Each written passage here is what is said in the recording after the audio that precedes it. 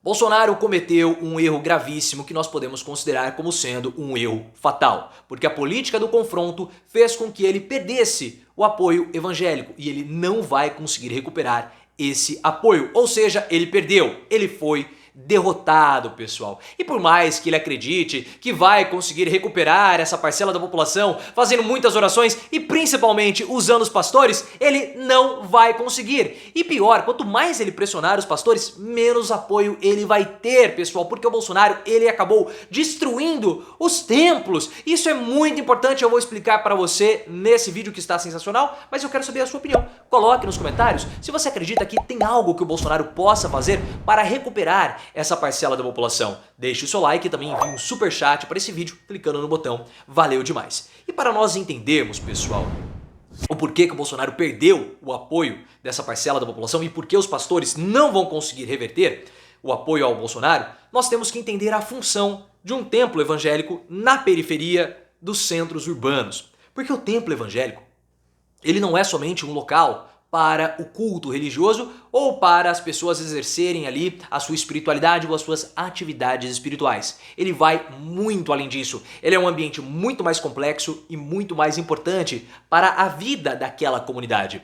Porque nós temos que entender que as pessoas que moram na periferia, elas não possuem muitas condições de lazer e principalmente de socialização. Porque o tempo que elas possuem é muito curto e o dinheiro também. Então elas precisam pegar várias conduções para irem ao trabalho e voltar. Então quando eles chegam em casa não há muito tempo para atividades de lazer. E principalmente nos finais de semana, eles não têm também muitas opções. Eles não podem ir ao shopping, não há ali opções de lazer na periferia, na comunidade. Então o único local que essas pessoas possuem para se socializarem, para se entreterem, para ouvirem uma música, para falarem sobre os seus problemas, é justamente o templo religioso. Então o templo evangélico, ele é um lugar de convergência e ele é um lugar de atração para que as pessoas possam socializar. Então antes do culto, há um bate-papo, há uma conversa, há uma troca. Durante o culto, há também os momentos de entretenimento com os cantos de louvor e várias outras situações. E no final também as pessoas saem, vão comer uma pizza, vão comer um lanche, interagem entre si. Então ali é um local de interação, é um local de acolhimento.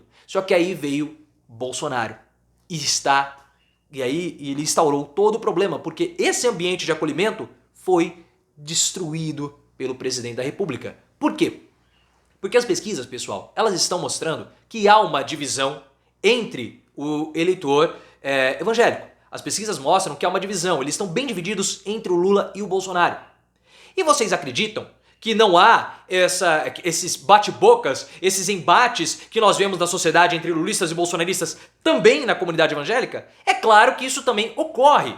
Eles não são figuras alheias da nossa sociedade. Eles não são completamente... Eles não vivem num universo paralelo. Não, eles estão inseridos também na nossa sociedade. Eles não são também zumbis bolsonaristas que só pelo fato dele ter uma determinada religião vai votar em Bolsonaro. Não é assim que as coisas funcionam. E o poder de influência dos pastores é um poder muito limitado, pessoal. Mas muito limitado mesmo. E o que aconteceu? Essa divisão, esse embate que o Bolsonaro promove, chegou até os templos religiosos evangélicos. E aquele local de harmonia, aquele local de acolhimento, aquele local de refúgio, começou a ser transformado em um local de embate político, em um local de desgaste, em um local de briga, em um local de estresse. Ou seja, todas as características que tornavam o templo religioso evangélico um local atrativo e de acolhimento começaram a ser perdidas por conta do Bolsonaro. Então Bolsonaro, ele destruiu o único refúgio que muitas daquelas pessoas tinham, que era justamente o templo.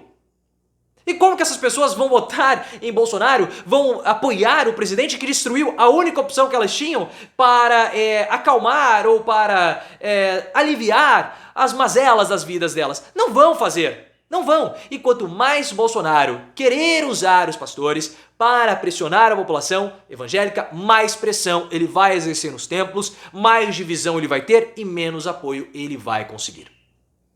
E aí que está o grande problema do presidente. Porque se ele começar a usar os pastores, a população, aí nós vamos para uma outra questão, que é justamente a questão econômica e a questão social. Quanto mais ele querer usar os pastores para influenciar, achando que os evangélicos são simplesmente zumbis, o que é uma visão muito preconceituosa, o que é uma visão muito míope também da realidade. O que vai acontecer? Os pastores vão falar, não, você tem que, quem é cristão não vota em esquerda. Ah não, o cristão vota em Bolsonaro. Aí as pessoas vão olhar e falar assim, não, peraí. Eu vou ter que votar nesse cara? Olha só a divisão que ele provocou. A minha amiga, que eu conversava até semana passada, que nós fazíamos atividades juntas aqui no templo, agora ela fala esses absurdos, fala do Bolsonaro, briga comigo porque eu não concordo, não comungo daquela mesma posição. Eu vou ter que votar nesse cara que destruiu a minha amizade? Eu vou ter que votar nesse cara que eu abro a minha geladeira e não consigo encontrar nada pra comer? Eu tenho que votar nesse cara que eu pego R$ 100 do meu Auxílio Brasil, vou ao supermercado e não consigo comprar absolutamente nada porque a inflação está alta? Ah, faça-me um favor. Eu gosto de você, meu pastor, mas eu não sou tonta. Eu não vou votar nesse cara, não vou depositar a minha esperança, sendo que ele destruiu não só a minha vida, mas o meu único local de refúgio. E vocês sabem muito bem que a inflação está pegando, pessoal. A inflação ela é a mais alta para o mês de abril desde 1995 e é também a mais alta para o mês de março desde 1995 também. Como que ele vai conseguir, principalmente, o apoio da camada mais pobre da população? Não vai. E se você gosta desse tipo de conteúdo, obviamente, se inscreva no canal. Pare de perder tempo, porque essa análise você só vai ver aqui, tá bom? Então, conto com a sua inscrição, se inscreva no canal. Então ele vai dividir. Ele divide a população. E por que ele faz isso? Pela política do confronto. O Bolsonaro, ele precisa sempre confrontar as instituições ou adversários políticos. Ele faz isso hoje com o STF, com o TSE, mas ele fez isso sempre. A primeira vez que o Bolsonaro foi eleito para algo, que foi vereador do Rio de Janeiro, em 1988, ele despontou para a política confrontando os superiores dele.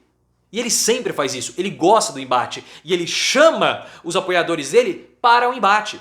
E como ele possui apoiadores também perante a comunidade evangélica, esses apoiadores vão ter o mesmo tipo de comportamento. Embate, confronto, briga, intriga. E aí ele destrói todo aquele ambiente harmônico que existia, ou ainda existe, talvez, nos templos religiosos. Ele está derrotado, pessoal. E para piorar a situação do Bolsonaro, muitos evangélicos se sentem envergonhados pelo presidente. Sim, porque o Bolsonaro, ele menospreza e ele tem uma visão muito pejorativa dos evangélicos, que durante muitos anos eles lutaram. Os evangélicos, eles tentaram modificar a imagem, tentam modificar aquela imagem que eles possuíam lá atrás, na década de 80, década de 90, cabelo comprido, saia, não podia ver televisão, como alguém alienado da vida cotidiana, da vida urbana. Não é mais assim. Ainda existem, mas houve uma modificação, houve uma mudança. E quando o Bolsonaro menospreza a capacidade deles, eles ficam sentidos. Quando o Bolsonaro vem e prega que para combater a violência você precisa armar a população, os evangélicos eles olham para ele e falam assim, não, peraí, mas isso aqui não é algo que dito pelo cristianismo. Isso não é algo cristão. Então o Bolsonaro, ele está nos usando. Primeiro que nem evangélico ele é, primeiro que ele é católico. E por mais que ele tenha feito vários e vários batismos nas águas, ele não está comungando da mesma fé que nós fazemos. Porque tudo o que ele fala, quando nós olhamos para os nossos conhecimentos religiosos, e eles conhecem muito mais a palavra do que Bolsonaro, há uma incompatibilidade. Há uma incompatibilidade, porque ele é alguém que promove preconceito, alguém que promove violência, e isso vai contra os ensinamentos que estão aqui. Então, peraí, o que esse cara faz? Ele nos menospreza, ele nos subestima, e ele quer nos usar, sim, para atingir os seus próprios objetivos. Ele faz isso.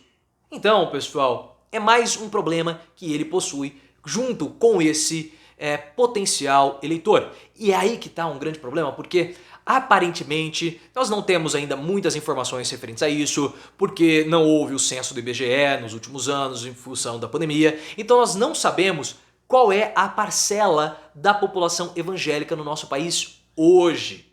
Mas algumas estimativas apontam que ela deve ser igual, se não superior à população de católicos no Brasil.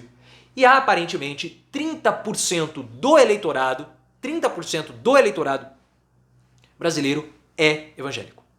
Então é um contingente populacional muito grande e que o Bolsonaro apostava pesado para vencer o pleito no final do ano. Só que essa aposta do Bolsonaro, ele não conseguiu compreender que era incompatível com as características dessa parcela da população. E por mais que ele queira fazer a guerra cultural, por mais que ele queira bater, falar, levantar questões, quando a pessoa ela sai da casa dela ao domingo e vai para o templo e ela não sente mais aquele ambiente acolhedor, porque há uma disputa com os bolsonaristas ali, há uma pressão do pastor ali naquele lugar e ela se sente excluída, se sente mal naquele local, aí ela fala assim, em você eu não voto de jeito nenhum. Mas eu quero saber a sua opinião, coloca nos comentários e também me siga no Twitter, @profileoficial.